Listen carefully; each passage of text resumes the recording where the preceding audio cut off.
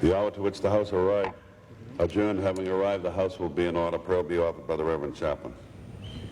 Chair has examined the Journal of the last day proceeding, announced the House's approval thereof. Pursuant to Clause 1 of Rule 1, Journal stands approved. Gentleman from Tennessee. That's unanimous. Set to address the House in 1 minute, Mr. Speaker. Without objection. Mr. Speaker, on this historic day, the House of Representatives opens its proceedings for the first time to televised coverage. I wish to congratulate you for your courage in making this possible, and the committee who has worked so hard under the leadership of Congressman Charles Rose to make this a reality. Television will change this institution, Mr. Speaker, just as it has changed the executive branch. But the good will far outweigh the bad. That was then Representative Al Gore, Democrat of Tennessee, on March 19th, 1979, the date that C-SPAN first brought live gavel-to-gavel coverage of the House of Representatives via cable television to homes across the country. As we celebrate Founders Day here at C-SPAN, we're here with the founder, Brian Lamb, to tell us more about C-SPAN's origins and its growth. And of course, joining us in that conversation, former C-SPAN CEO Susan Swain. It is an honor to sit here with the two of you today. Brian, let's just start with what inspired you to create C-SPAN? Came from a small town, Indiana, Lafayette. Had a great high school teacher in broadcasting, a great mentor at the local radio station, the guy that introduced me to television there. And it's, you know, these stories are so often told by people in this business. I love to hear them. I just want to make sure that when I tell my own that it's interesting enough to listen to. But I moved to Washington in the Navy, at the Pentagon for a couple years. And you just notice that there's so much that happens in this town that nobody knows about. And it just seemed at some point we ought to figure out a way to get more public affairs television to the public. So what was the biggest challenge getting it off the ground? Technology, money, and personal backing.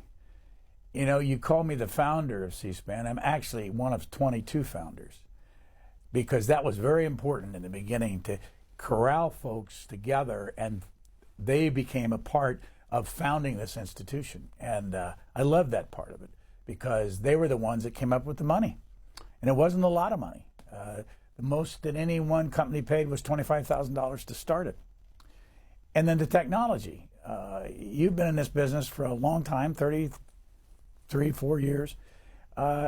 It was the founding of the domestic satellite system that changed everything in this country when it comes to communication. Were there one or two people that you connected with that actually unlocked it? I worked for a man named Tom Whitehead in the Office of Telecommunications Policy in the government for 3.5 years. He was brilliant. He was an MIT graduate, PhD. He was the guy responsible for pushing the FCC to launch domestic satellites and make it competitive. They were headed to giving it to one company, which so often happens, AT&T, and he said, no, no, no. If you give it to one company, the cost to outsiders will be extraordinary. So he got it done, and we ended up going up on the RCA satellite. We went up in '79. HBO went up in '75. They were the first ones up there. But that satellite is the whole technology change that mattered the most to us. Talk a little bit about the Congress part of it. How'd you get Congress to agree? There was a great two congressmen, one a Republican, one a Democrat, that were deeply involved in the very, very beginning. Lionel Van Deerlin from California, a Democrat, and he was an old broadcaster. And Bud Brown from Ohio, a Republican, he owned newspapers. And both of those guys were on the communications subcommittee. But Van Deerlin at the time was the chairman. They knew this possibility right out of the box. And I was sitting in Lionel Van Deerlin's office one day interviewing him for a cable magazine. And there was this little television set over there. I said, "What's that?" And there was a line between it. It turned out to be a closed circuit, black and white version of what was going on the floor of the House. And it was closed circuit. He could watch it. And I said, "How's that happen?" And he said, "Well, we've been experimenting with it for several months here." And I said, "Wow, is there any chance that that'll ever be available to us, outsiders?" And he said, "They're talking about it. It could happen within the next couple years. And he said, and I gave him some figures about the new satellite dishes and how small they were and how inexpensive they were. And he said to me, and I was a journalist, he says, could you write me a speech on that? And I said, well, yeah, that's not really my role, but let me think about it. I'll go back to my office. And I was working as a one-man band on Cablevision magazine work, and I went back to my office. This is a true story. 2 hours later, the phone rings. Brian, it's Van. They're going to vote on this in another hour. Tell me all those statistics you were telling me about it. And I gave them to him over the phone. He walked on the floor. He gave a very short speech, but laid it out saying, this will not end at the floor of the House. It will be sent to the satellite, and it can be sent into cable systems. We just saw the legendary speaker, Tip O'Neill, at the beginning of the program. What was his take? He took credit for it in his book, which is a good thing, right? Yeah, it is very good. There was another very important part of this process, a guy named Bob Schmidt. And Bob Schmidt ran the National Cable Television Association, and he was a big Democrat. And he was a big friend of Tip's. And he went to Tip and told him about this, and Tip didn't know anything about technology. He didn't care. He was a great, fun guy to know. I didn't know him. And Bob said, I want you to go see him and tell him the story. So I went to see Tip O'Neill. And he was there with a great human being, Gary Himmel, who worked for him. And Gary was a godsend to us in the future. And Tip O'Neill said, okay, I'll support you. And it was all because of, it's like networking, connections. You've lived that your whole life. It's Washington. That's how that happened. All right. Not long after, Susan, 1981, you joined the network. What? 1982. Mm-hmm. What was it like to work at this upstart network that not too many people had heard of? Pretty crazy. Really, there were about 18, maybe 20 people here when I started. When I started, we were just moving on to satellite. You should tell the satellite story because we didn't have our own satellite. We were sharing. And when I came on board, we were moving until midnight. And then 8 months later or so, in September of that year, we went to 24 hours on the satellite. So I was brought on board to produce the primetime program. And I was doing this with quote marks because what did we know of primetime? There was no marketing of C-SPAN. We didn't know how many homes we were really in. I was in the control room with Craig Brownstein occasionally saying, do you think anybody's watching this? Really? His mother was. And mine too.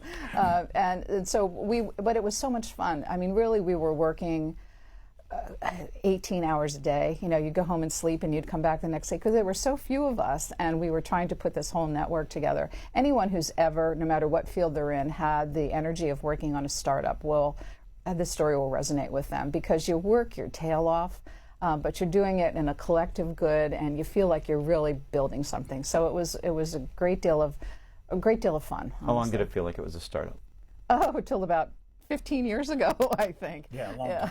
Yeah, honestly. Long time, yeah. Yeah, we were always knocking down doors and building new things. So it had that air about it for a long time. So I heard a story, and I don't know the details of it, that the House of Representatives was bounced from C-SPAN by a basketball game.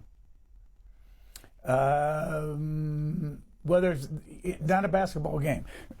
We were on a satellite channel that we shared with Madison Square Garden, who had only nighttime events. But they controlled it. They owned it. We had it was $100 an hour was our satellite time. It was unbelievable.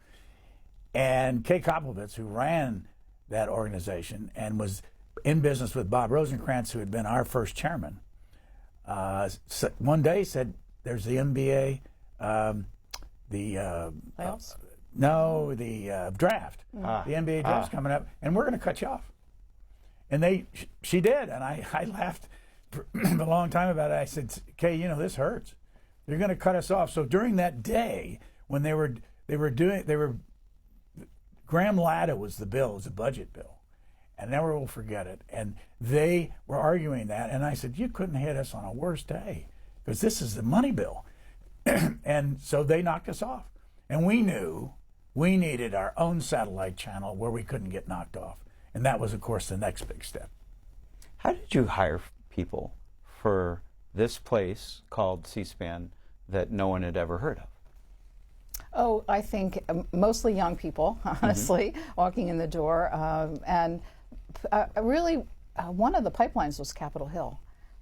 People who had been press secretaries or legislative assistants on Capitol Hill, not just because they knew us, but because they had a shared view of wanting the public to understand how Congress works. We figured we could teach people the television part because our television is pretty straightforward.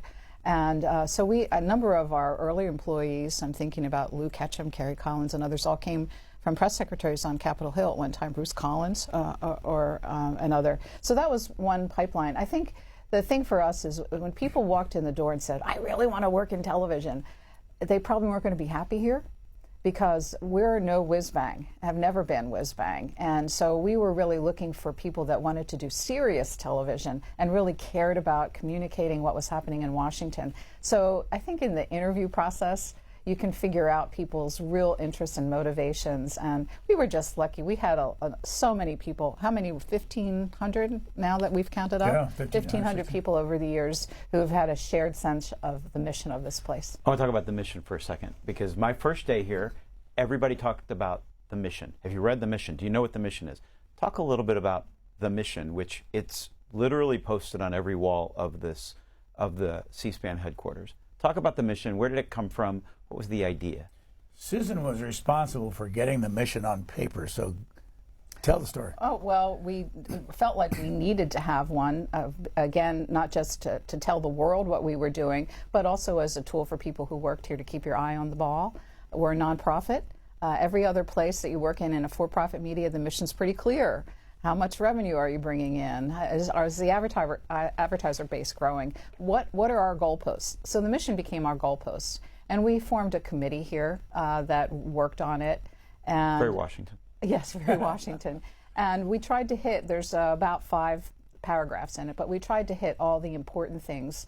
The fact that we're committed to gavel-to-gavel coverage, the fact that we don't get in the way of what's happening of Washington or try to alter the point of view of the people that we're covering. It's the straight story as it happens. True journalism, we always thought. And then really codified the importance of viewer interaction through at that point, call-in program. But it was meant to be technology as it evolved. I think a lot of people don't know that sometimes when they're watching C-SPAN, it's C-SPAN cameras.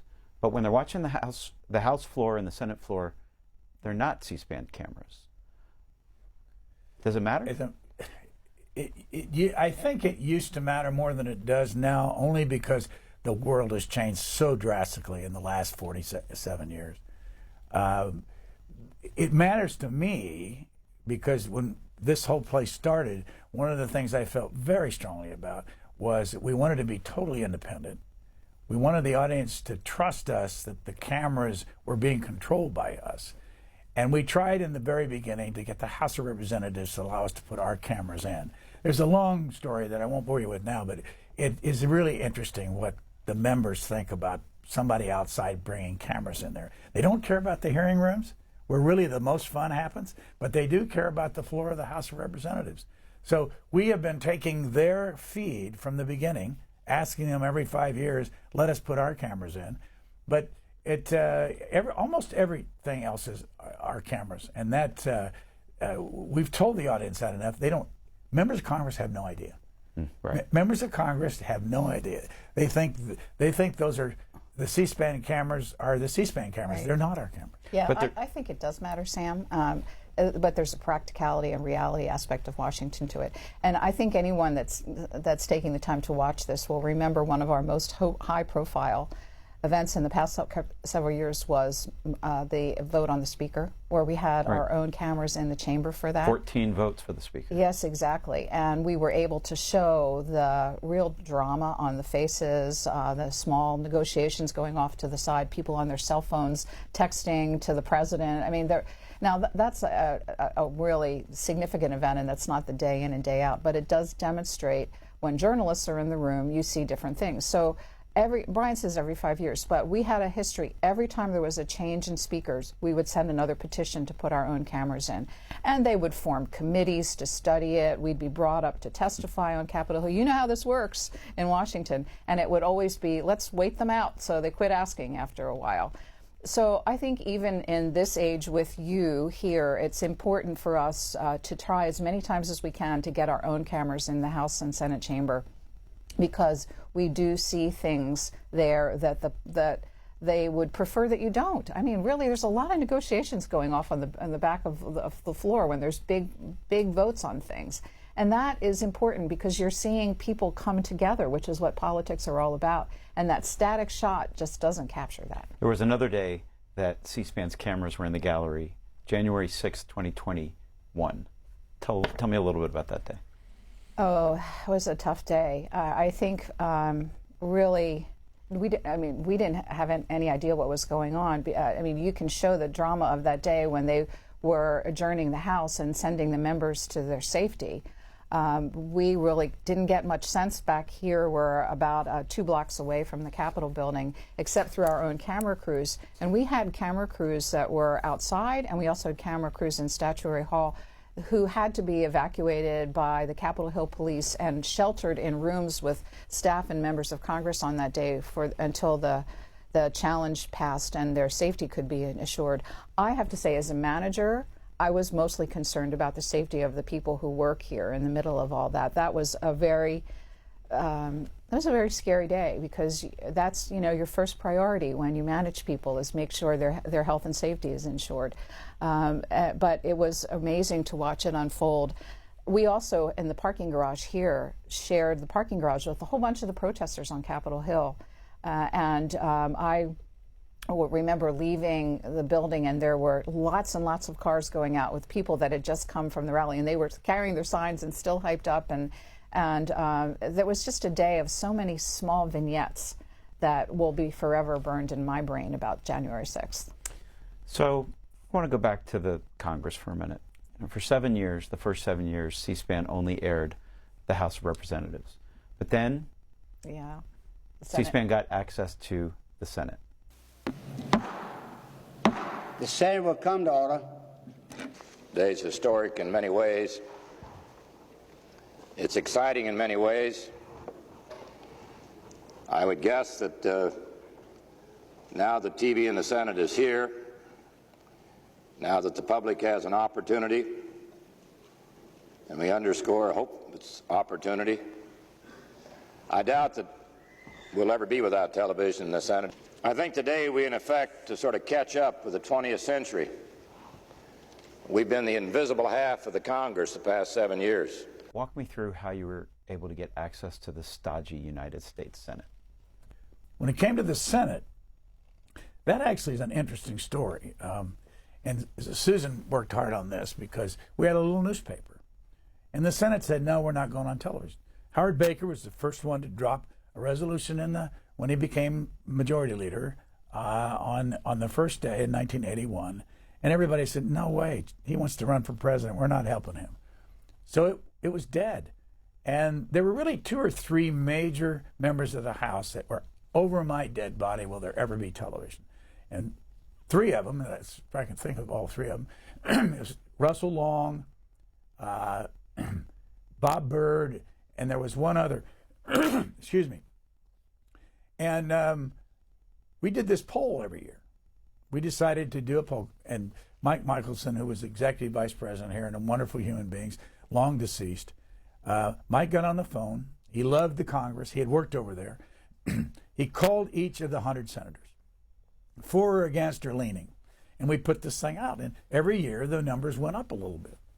And one day I was sitting at my desk, and Bob Byrd, senator from West Virginia, minority leader, not majority leader, called me and said, Brian, are these, I didn't even know him. He said, Brian, are these figures in this poll you have accurate? I said, well, Senator, I don't know. We just called and people told us this.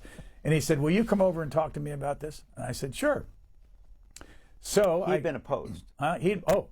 Vigorously opposed. Mm-hmm. So I went over there and I sat in his dining room with him for 2.5 hours. And I didn't say a word. I got over there, and I remember walking over there. Mike Michelson liked to talk, and I said, Mike, put a sock in it. Don't be talking. We're just going to listen. So we went in and sat,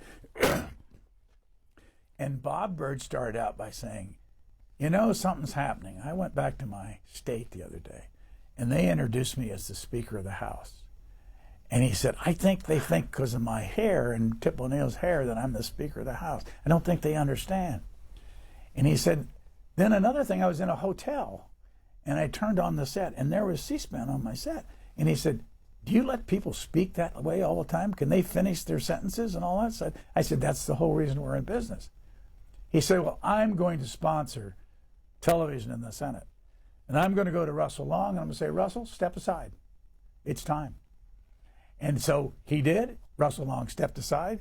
He brought up the vote. Bob Dole was the majority leader, and Bob Dole obviously was running for president too, but he just kept his mouth shut.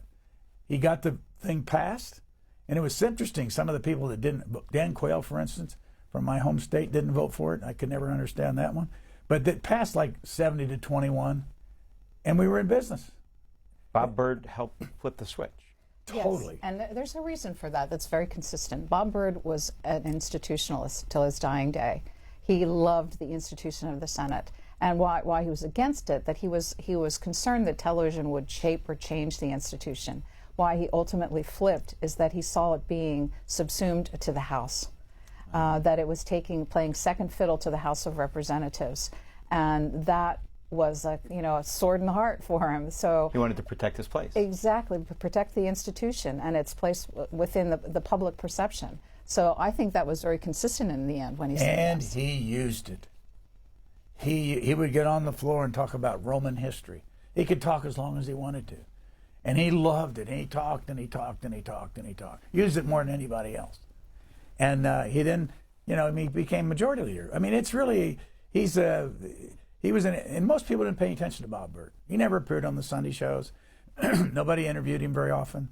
But he was an institutionalist, like Susan said, and he's the one that made it happen. One other coda to that story is that in 1981, when the Senate flipped hands and Senator Howard Baker became the majority leader, it was the first resolution he put in, way back in 1981, to televise the House of Representatives. Went down in the Senate went down in flames, and it took 5 more years, 1986, when it finally went on camera. I'm sure the argument against it at the time, and even some now, is that the Senate or the House, they should be able to deliberate away from the cameras. What's your response to that? Well, not only is that true, but the first day, John Glenn got on the floor of the House at Senate, and he had powder and a brush, and he started, making a big thing out of that, and kind of putting it down. The whole on the idea. floor. On the floor. On camera. Made the evening news. And that night, which this is really weird, that night, I hope Bennett Johnson won't hold this. I don't know, is he alive? Bennett Johnson, Senator Bennett Johnson? I'm not sure, Brian. Well, that doesn't matter. He won't be mad about this. Anyway, I was invited on the PBS NewsHour, and I went on, and I'm standing outside the studio, and I look at Bennett Johnson standing right there, and I look up, and I said, oh my God, he's painted his head black. He wasn't as bald as I was, but he had put spray on his head. Larry King used to do that all the time, but you fill in the holes. Yeah. And so because he was on the floor of the Senate and he didn't want to look, and it didn't last. Thank goodness he got over it. But that was one of my first indications of how serious they were taking the whole thing. Yeah, playing to the cameras, and then after a while, the novelty wore off, right? And they just were themselves on the floor for the most part. I think a lot of people are surprised that C-SPAN doesn't receive any government funding. They just assume it's public service, it's a nonprofit, must get some government funding. Never thought about it? Not only never thought about it, I would have never been involved in it. I think it's a very bad idea to have a government institution fund media in any way. I've always felt that way all my life, and when I got involved in this, I said, no deal. And the board, one of the things we haven't talked about is the cable television executives that really made this happen. I mean, these were guys that stepped up and said, I love this idea. And Bob Rosencrantz one. Bob Tisch is a guy that we never talk about, but he started way before everybody funding a little project called Cable Video, where I went around and interviewed people in their offices with a tape recorder and a small camera. The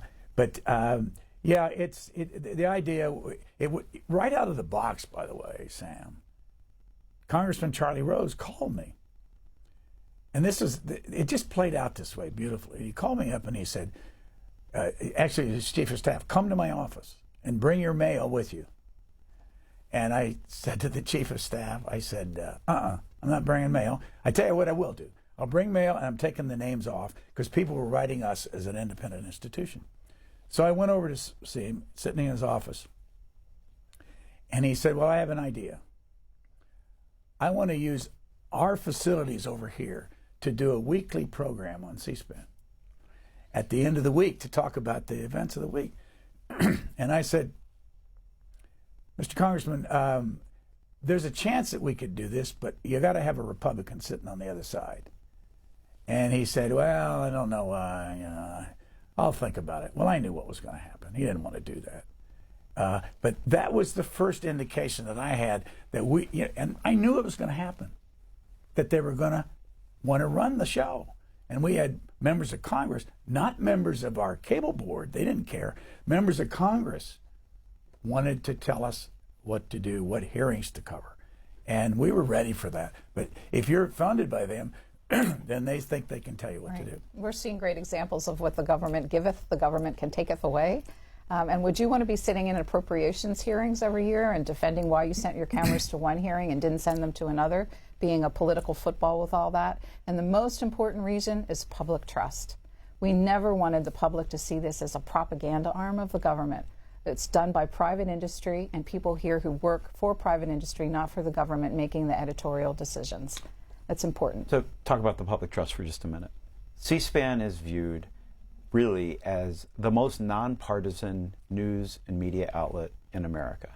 Talk about how you pulled that off and how you kept it that way, because particularly now, that's really unfortunately not the case anymore. Well, the mission statement had a lot to do with it. The fact that people here told you about it when you first came on board.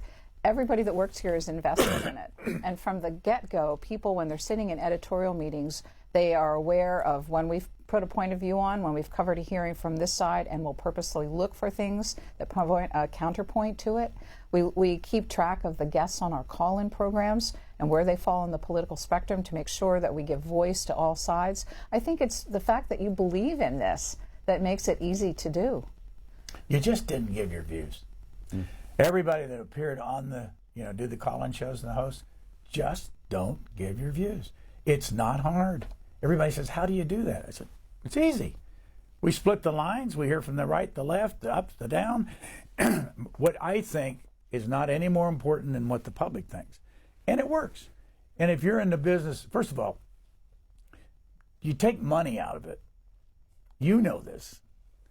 You take money out of it and everything changes. In other words, if we were all stars and the harder, the higher the ratings went, the higher the money went, then everything changes. Chemistry changes. I know you, spending all those years with CNN, knew what it feels like to walk into the place every day, and now you know what it feels like to walk in here. It's a very different feeling. It's a very different feeling. And it is. It's just, and we fit in. We were early before any new television came to news and public affairs. We came in March 19th, 1979. CNN came in June 1st, 1980. And nothing like this had ever happened before. So everybody was kind of, what is that? Why would I watch that? Except our board that realized that we were doing something unique. It wasn't going to be terribly expensive, and we were not going to be involved in politics other than to show events as they happen. Yeah, when you take advertising and you take the money that you need, that comes in with advertising, off the table, and then the need to be a personality in order to track those eyeballs, the egos go out the door too. There's really nothing here that is egocentric that's driving the place. It's really just providing good information to the public that's the driver, and that's what's kept it on the straight and narrow all these years, I think. So we've talked a bit about the House floor and the Senate floor, but some of the most iconic moments on C-SPAN actually happened during congressional hearings. Let's take a look at a few of those. Sure. But these operations were designed to be secrets from the American people. Mr. Niels, I am at a loss as to how we could announce it to the American people and not have the Soviets know about it.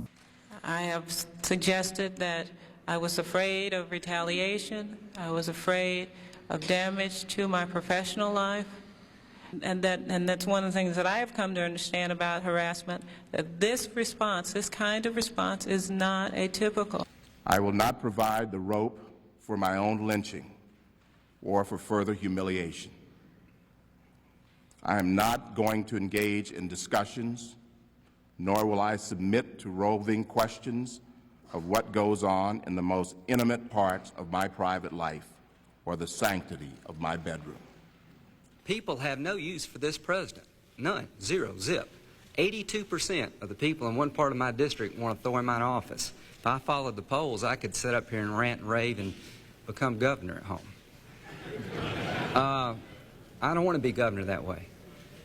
I want to be a good congressman who 30 years from now, not just 30 days from now, people thought did the right thing. I liked beer. I still like beer.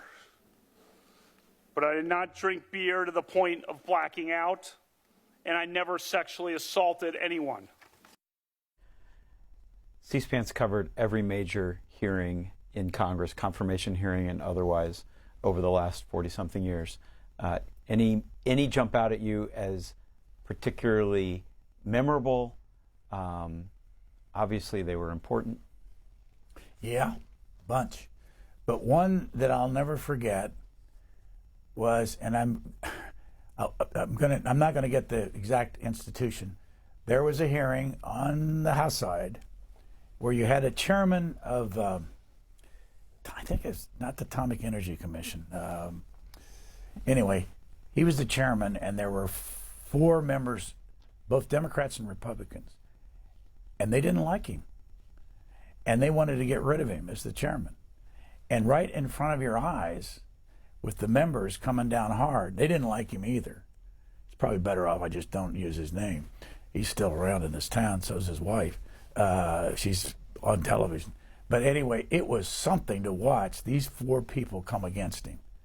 And it was a hearing that CNN would never cover this hearing.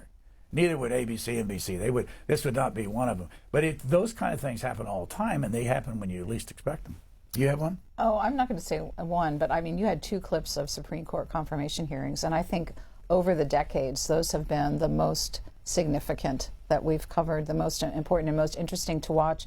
One of the reasons why is over that time, I'd say the partisanship about Supreme Court nominations increased, and they became more and more tense, probably starting with Clarence Thomas, Anita Hill hearings. Do you remember the story that those went on for days, and the networks actually pulled up and stopped televising them, and we kept going? Well, they didn't cover them until the Anita Hill thing. And the other thing that people noticed is the way our cameras operate. We don't do the drama thing. We don't, coming in close like they did on Anita Hill, and for a reason, because that just creates an unfair drama situation, good for television, but not honest for what's really going on in the room. Can I tell you, with our camera crews, we actually had training sessions for all the camera crews. We had a college professor, Dr. John Splain, who worked with us for years, who would teach the art of C-SPAN television to incoming camera crews. And folks that had been around for a while would show the difference that Brian's talking about with the drama shot, the 60-minute shot where you're zeroing in on someone's eyes, versus our neutral shot, which is intended to show things as they really happen, as if you were sitting in the room. So we take this hearing coverage pretty seriously. So covering hearings can run into the pledge to have gavel-to-gavel coverage of the House and Senate. How did you navigate that? There have been a few instances where that's been really tough. Technology has made it easier because in the early days we didn't have the internet. Now we can stream hearings on our app or on the website and offer so many more choices. But when we only had 1 or 2 television networks, it was often a problem. I'm remembering a story, actually, when you mentioned the mission. It was during the vote, Brian, correct my details if they're wrong, but during the first Iraq War. Mm-hmm. And there was a hearing going on that was on the Senate side, carried on C-SPAN 1, but it was critical to the decision about whether or not we were going to authorize the youth And the House was in special orders, and we had sort of telegraphed in advance that we would tape the special orders and carry the Senate hearing live. Well, talk about clash between two bodies and the mission statement. So Terry Murphy, who is our longtime wonderful vice president of programming, and I were called up to the Speaker's office. And Sam, this was quite an event. We had all of those aides around, and they had the mission statement in front, and they read that nothing shall interrupt gavel-to-gavel coverage of the House of Representatives. Guess what? They caught it. I mean, really, we stayed with the House and put the important hearing on later. But that was a moment when you were thinking, darn, hoisted by our own petard, is that the expression there? Because that our commitment to the House, and sometimes it is painful. I mean, now they don't do as many special order speeches, as they're called, as they used to in the old days. But there would be times when there were hours on end when a single member would be on the floor for an hour long, one after the other, until 9 or 10 o'clock at night. Every night. And we would be sitting back here with our whole evening planned, ready to go with all the things that we had covered that day that we thought were important for the public to see and couldn't get it on. And our poor staff in the Programming Operations Department and Master Control rewriting their programming schedules again and again and again because the House sessions with one member at a time were just dragging on for such a long time. So there's been times when the commitment has been painful, but we've never walked away from it. A hallmark of C-SPAN since almost the very beginning has been viewer calls. Let's take a look at a few. We want to take a call. What's the name? Yankton. We have Yankton, South Dakota. Hello. Yes, sir. You're on C-SPAN. Go ahead. Okay, Memphis, thank you very much. Let's go to Wichita Falls, Texas. You're on C-SPAN. The subject is television in the Senate. To get a few calls from Louisiana this morning. West Monroe, Louisiana. Good morning. You're on the air. East Brunswick, New Jersey for Wolf Blitzer. Go ahead, please. It's time to hear from you and your reaction to last night's debate. Franklin, New Hampshire on the independent line is first up. Good morning, caller. Thanks, caller. Tampa, Florida, Democrat. How you doing? All right, Washington, one last time. If he's there. Go ahead, please. Hello, is this Mr. Brian Lamb? Yes, it is. Would you hold one moment, please, for the president?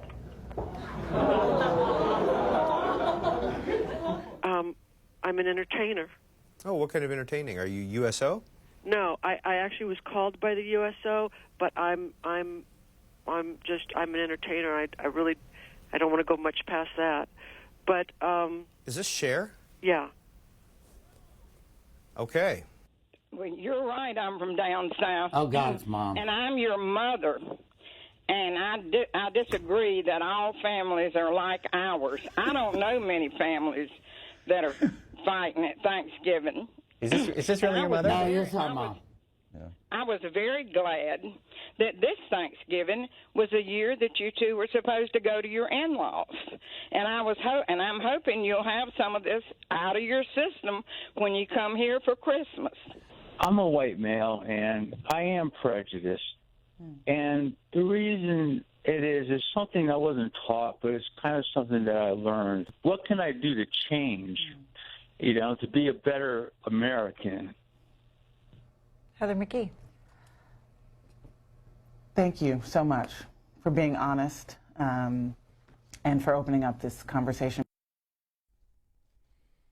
Either of you have a favorite call or caller? Oh, my goodness. Well, first of all, how painful it is to work on television for 40 years and watch yourself age, right? Especially the hair thing. Yeah, you look like a young pup in those, right? Not I. So I think those are some priceless moments. And I actually, people that are longtime participants in the call-in program or viewers of the call-in program, I think what they cherish about it is hearing from so many voices around the country, the day in and day out, of people that have different points of view that are willing to share them. There's really nothing like it anywhere in the media where people from all points of view are willing to stake their claim on what they have to say and have a guest respond to it or have other callers. I just heard one on the way in. 2 calls back, I heard a guy say something that I want to respond to. I mean, that is a tremendous town hall that has been going on here for 45 years now that has been a very, very important part of what we do. There's a story I want to tell you about because it really was meaningful. And It goes back to about 1982 when we switched to a full satellite channel. There was a guy in Cherry Hill, New Jersey, Bud. William Bud Harris. Bud Harris was his name. And Bud, and Susan and I both hosting, and so Bud would call all the time. And Bud was kind of down the middle and always ask a very important question. And for some reason or other, I said, he probably called me off mic. And we started almost a daily conversation. And I said, Bud, what are we doing right? What are we doing wrong? This is just a citizen. I didn't know him. So this went on for a very long time. And we were headed towards switching satellites. And we knew we were going to run into trouble from some of our less committed cable operators. And there was a very large company at the time that's no longer in business. And we rolled into the big change. And that afternoon, before the change happened, Bud Harris called up and said, I want to start a Friends of C-SPAN. And he said, I'm going to give you my home number. And anybody in the audience can call me. And I will take up your situation, and we will work with your communities and all those things. One-man band. He had retired. He was 60 years old. He had been an insurance guy. He had a bad heart. And he sat home, and he took calls. And we had one company that dropped us from 400 different systems. Right. So what they would do is create a citizens coalition in that town to call the cable operator and say, put it back on again. It was better than that. He'd call the local newspaper. The New York Times owned 55 little communities in southern New Jersey. And the New York Times let it know they were going to drop C-SPAN. And Bud Harris called, he was up there in Cherry Hill, he called the Philadelphia Inquirer and got the media reporter. And he said, you know, the New York Times, the newspaper of record, is going to drop C-SPAN, the network of record. And Bud Harris called the president of the New York Times and said, why are you doing this? This doesn't make any sense. And 5:30 in the afternoon was the deadline. And at right before 5:30 in the afternoon, the New York Times called the Philadelphia Inquirer and said, we're going to keep them on. And if it literally hadn't been for the citizen, Bud Harris, we would have not, the New York Times would have kicked us off. Thank you, Bud. Yeah, no, Friends of C-SPAN was really very active for a long time, and this was pre-social media days. So this was a lot of letter writing and phone calling that was happening on their own initiative. You know, Sam, when you go back to the very first question about how C-SPAN was founded, I always think about it as a coalition of the Congress saying yes to it, Brian in the cable industry providing the technology and the idea and the wherewithal to get it on board. Journalists in those early days who wrote about it, which was really important, and who would come on the call-in shows, even when it wasn't seen in the District of Columbia, so they weren't really sure where they were going to be seen. And also the viewers from the very, very beginning, viewers who were part of this and understood that it was important to them to preserve and expand what we were doing. And I think that's so true today, even with the work that we're doing here with participants in the call-in program, how active our social media channels are. For those people that get it, it matters. So a question I get asked all the time, I'm going to pass along to you from our viewers. When you have a really colorful viewer calling in, really colorful, how do you keep a straight face? It's really easy. I'm not one, and when I watch television, and I'm probably one of the worst, when I see, I don't care what channel they're on, and this didn't used to be what it is now. Now it's everybody's on a side. And it didn't used to be, but they play like they were not on a side. And, you know, the eyebrow would go up. You know what it's like. You watched it all your life. I just decided that I didn't care. I think Susan said the same thing. You just don't care what they're saying to you. You want to just hear what they say. And sometimes they sound like hayseeds because, hey, they're out there. And I don't mean that derogatorily. I come from a state that had a lot of farmers and hayseeds in it, and I was probably one myself. So what? You know, you may not have a college degree. Most of the Americans don't. And in this town, there's this bubble that we're all from the East, and we go to the Yales and the Harvards and all that stuff. And the west of this country isn't even close to that. So we had an enormous amount of respect to hear what people were saying to us. And the worst thing you could do was act like it mattered that you grimace because you didn't like what they had to say. It drives people crazy, though. Beyond hearings and the House floor and the Senate floor and callers, C-SPAN has also done a lot of interviews over the years, including interviews with presidents. Let's take a look. The last two nights I was president, I never went over to the White House.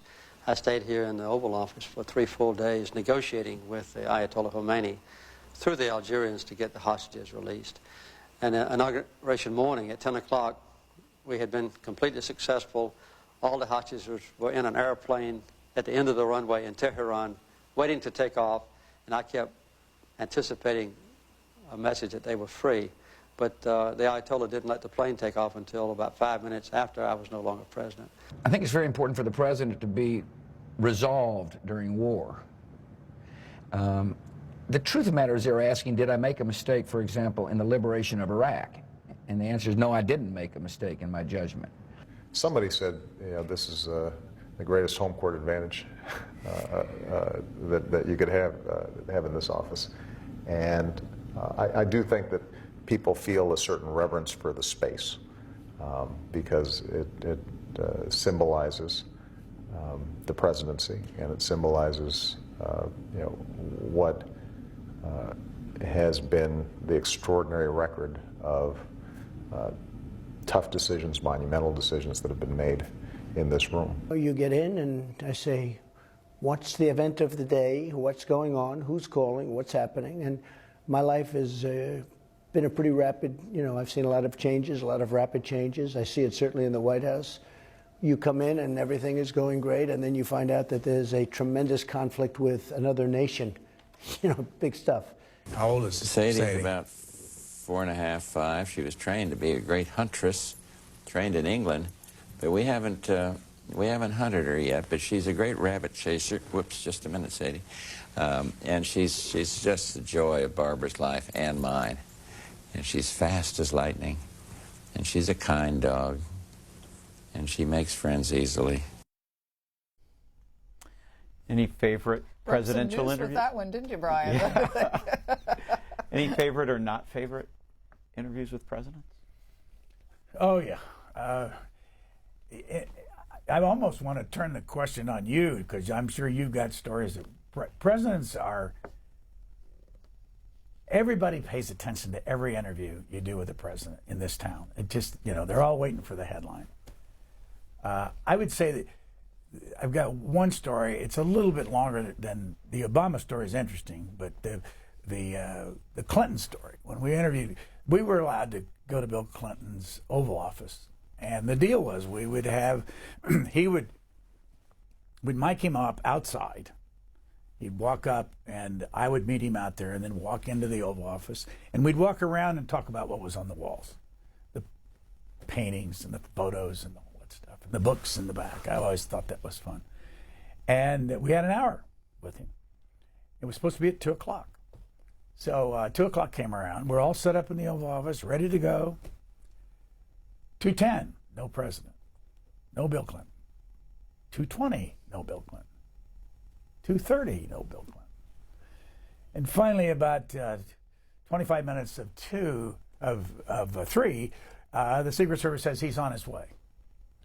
So I go out and meet him at outside the Oval Office, and I'm standing there waiting for him, and up Bill Clinton comes, and Socks the cat is there. So he decides to play with Socks the cat for a while. Not terribly interested in what's next. So we mic'd him up, and I walked in with him. And I walked around, and he told us what things. And I went over to his desk then, after 20 minutes, sat down, and Garney Gary, one of our former employees, great guy, was on the camera, and I started asking him questions. And about maybe 2-3 questions in, and by the way, you know, Sam, what this is like. There's always 15 staff people at the back of the Oval Office standing there saying, basically looking at you and saying, don't you dare ask him a nasty question. And they're in the room. The press secretary's in the room. Dee Dee Myers was there. And all of a sudden, Garney Gary looks at me behind the camera and goes, and I said, what? I got 40 minutes left. You know?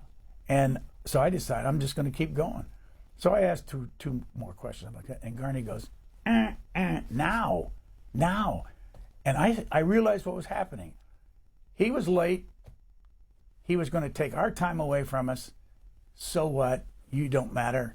And I was so mad. I can still remember how I felt. I unhooked my mic, and he didn't pay attention. He didn't know what was going on.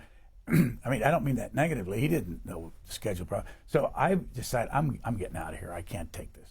And so he started saying, let's all have a picture. I said, I'm out. And so they all went. They had their picture taken with him and all. And I remember coming back to the studio saying, we just got shafted. And so I said, we're not gonna make a big deal out of this. We're just gonna run it, you know, as a part of a little documentary on the Oval Office. So we turned it into something entirely different. But playing with presidents is hazardous. Yeah, there's always, not just that about questions, but time, and they're always behind you going like this to the watch. People that are watching home know you're trying to do an interview that's as intimate as our conversation now, and there's 10 people that are watching you and the whole time. It's a very different dynamic than what you see on the TV. May I tell one more president story? It's not in this group of clips, but it was in the last one. It was the, Mr. Lamb, would you hold please for the president? That was a series of interviews that we did with Ronald Reagan while he was in office called Students and Leaders. And we took students from the Close-Up Foundation, which still exists in this town today, brings high school students into Washington for a Washington experience for a week.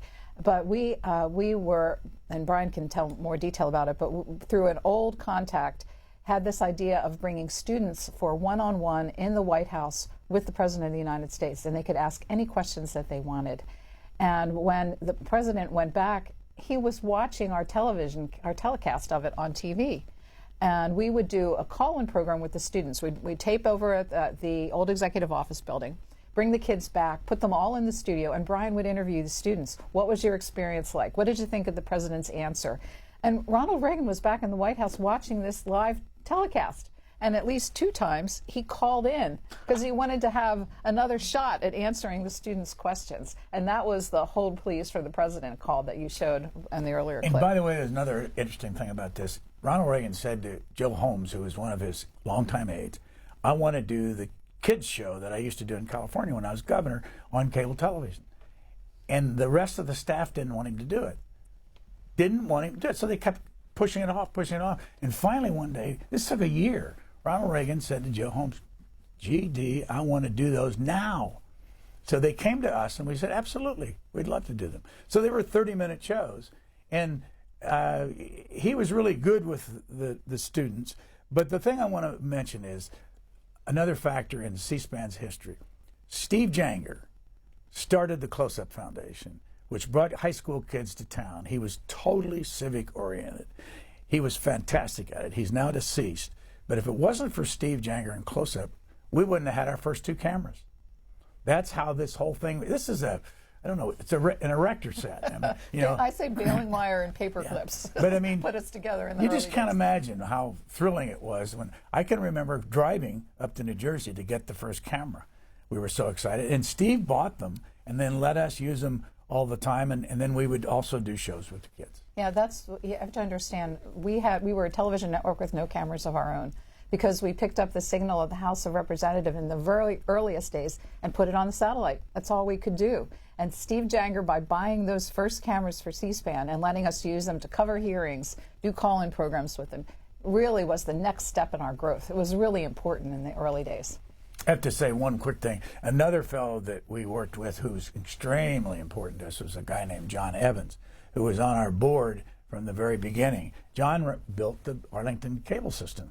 And John and I were friends. He and I both had been in the Navy, and we were working together to try to get the television over to the Arlington cable system before we had the satellite. And we went to this former Congressman Charlie Rose, and we said we want to do it through the Metro, run a cable through the Metro. And John was determined to do that. Charlie Rose blocked that. He didn't want us to have that ability.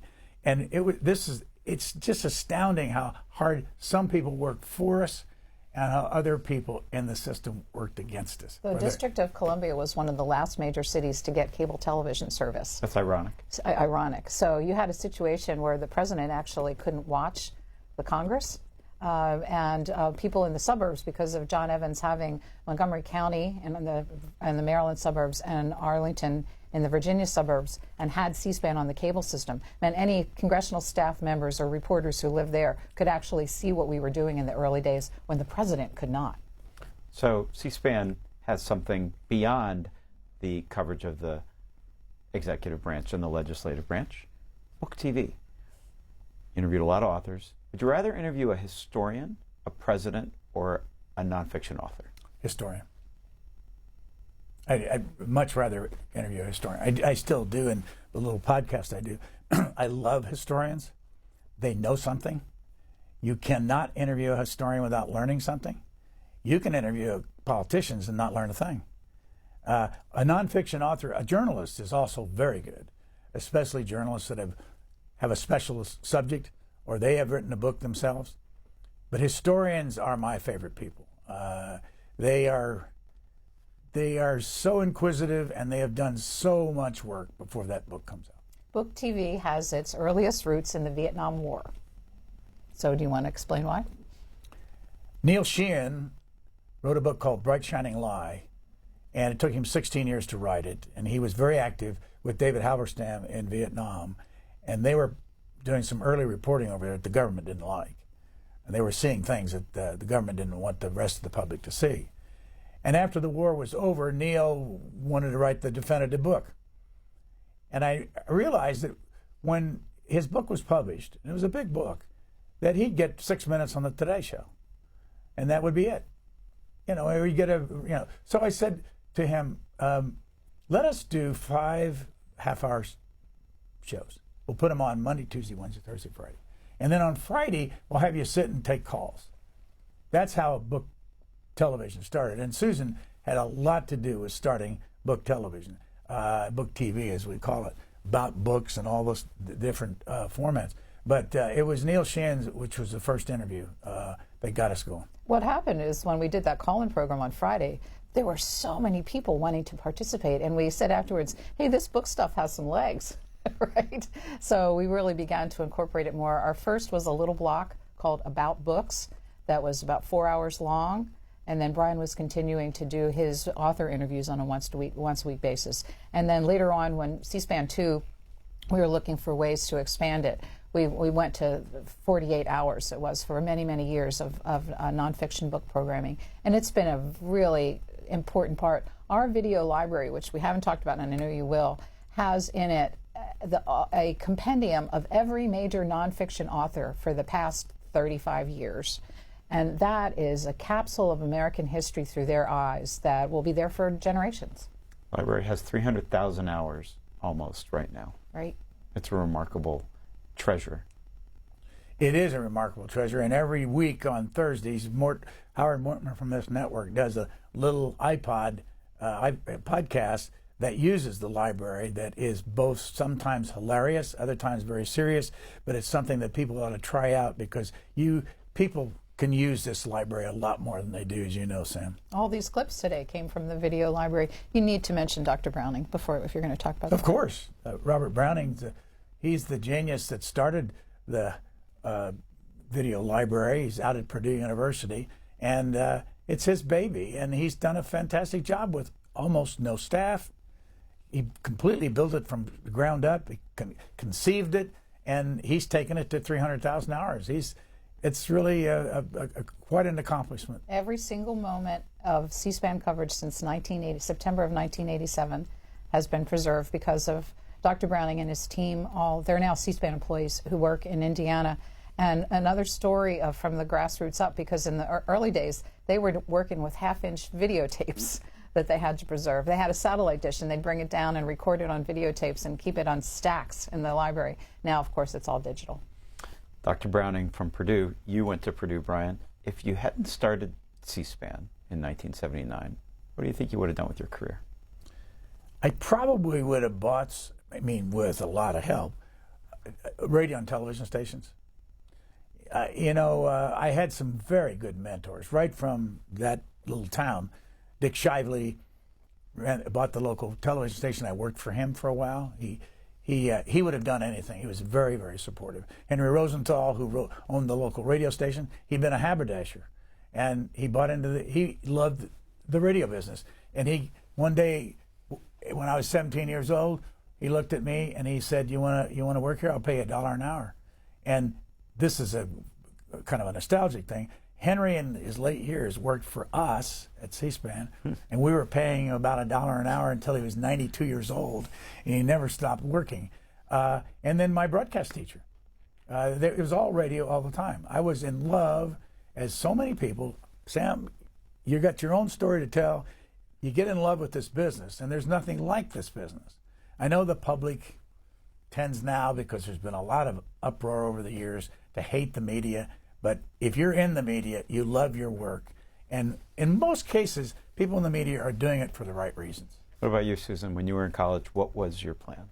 Oh, it actually started earlier than that. I used to come home. We had an afternoon paper in Philadelphia, the Philadelphia Bulletin. And I would come home from school, lie on the floor in the living room, and turn the pages of the Bulletin and read all the stories in there. And in high school, I had a great, actually, English teacher who got us interested in comparative newspaper stories. And that was really very important. I went to college wanting to be in this business and worked at the local CBS affiliate. I went to school in Scranton, Pennsylvania, and worked on the local CBS affiliate, and they had a radio station while I was going to school. What turned the tide for me is about the time that I was graduating, local television news was really becoming much more happy talk. And I knew I wanted to do serious work. So I had a couple of other jobs in between, but I finally packed up my bags from Boston, where I was living, and moved here without a job, wanting to get into this business and do some serious journalism. And I was very fortunate enough, after about 10 months of interviewing all over town, to meet Brian and the aforementioned Mike Michelson. And I just knew I found my home as soon as I went through that interview. Before we finish, I have to ask you both, any advice for the new guy? I'd like to turn it on you for a minute, because I think the audience ought to know who you are and why you came here, because you are the leader for, hopefully, the foreseeable future, to take this place at a very important time. And I throw out a question to you: is that, why'd you do this? Why'd you come here as CEO? I grew up watching C-SPAN. It's an American treasure that you all built. I say ouch only because it makes us feel old. No, I lived in a little town in Connecticut that was one of those towns that didn't get broadcast TV very well from either New York or Hartford. And so cable came to that town mostly because of TV reception. And one of the few channels that this little cable system had was C-SPAN.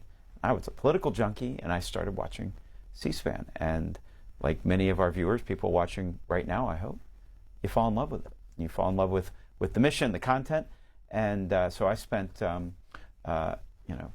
finished college, spent 30 years in network television, but C-SPAN has always been a part of everything that any of us who work in Washington journalism think about. And so when the two of you announced your retirement, the idea of coming to C-SPAN was, first of all, it was an easy decision because it's an amazing place that you've created. So, well, I should say to people that Sam was the bureau chief for CNN in Washington for many years before he applied for this job, and each one of the Fox, CNN, and the 3 broadcast networks have bureau chiefs that are responsible for all their coverage decisions. And we're all cooperative. We trade off. But sometimes we get into jams, with not being able to cover things. And I think the audience should know that over the years of all the bureau chiefs, you were always the one that said, how can I help? How can I help you get what you need? And was always very, very instrumental in trying to let us get our cameras into places where we couldn't. So when we posted this position and we heard that you were interested, we were all really very happy about it because we understood that you got it. And it was really important to us, and we haven't mentioned our very special longtime colleague, Rob Kennedy, who was the co-CEO with me for many, many years. When we were going through the interview process, it was very important for us that someone would not want to come into this place and knock it all down and build anew. It needs to change with times changing, but there are basic tenets about this that are worth preserving, And we understood that you got that. And Rob Kennedy was an incredibly important part of this because he knew where every dollar was, and he had a structure. And it's and just he like squeezed every dollar. I know. And it's just like Matt Dupre, who's taken his place and working with you now. They're just key to the play, and the public never sees that. But the public is so important to keeping this place going. If we don't have the public, we're out of business. 100%. Well, on behalf of all of those viewers and the staff, past and present, thank you for what you've created. Thank you for what you've built here at C-SPAN. Well, happy anniversary, this was a pleasure. C-SPAN. Thank you. Good to have you, Sam, running the show. Thank you. It's great. Thank you, Sam. Mr. Speaker, on this historic day, the House of Representatives opens